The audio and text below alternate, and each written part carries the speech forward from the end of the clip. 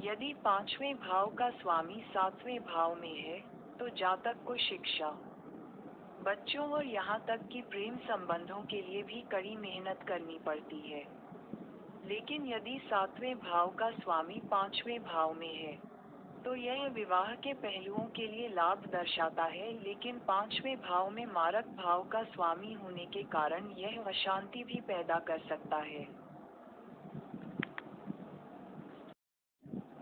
पंचमेश का सप्तम भाव में होना, जातक आकर्षक व्यक्तित्व वाला होगा। उसका जीवन साथी अच्छा होगा और उसके बच्चे सफल होंगे जो विदेश में पहचान और प्रतिष्ठा अर्जित करेंगे।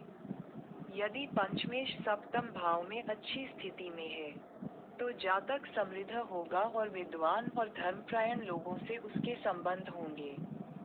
यदि मंगल, शुक्र या चंद्रमा भी मौजूद हो, तो जातक का प्रेम विवाह हो सकता है।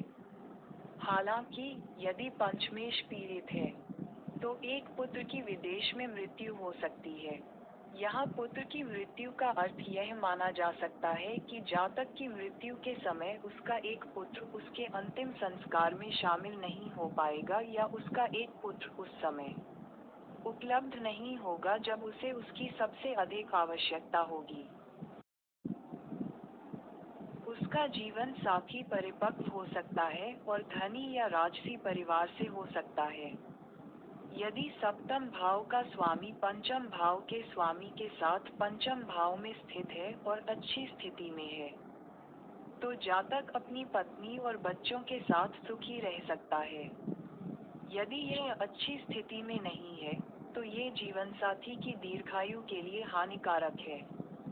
विवाहित जीवन को प्रभावित करता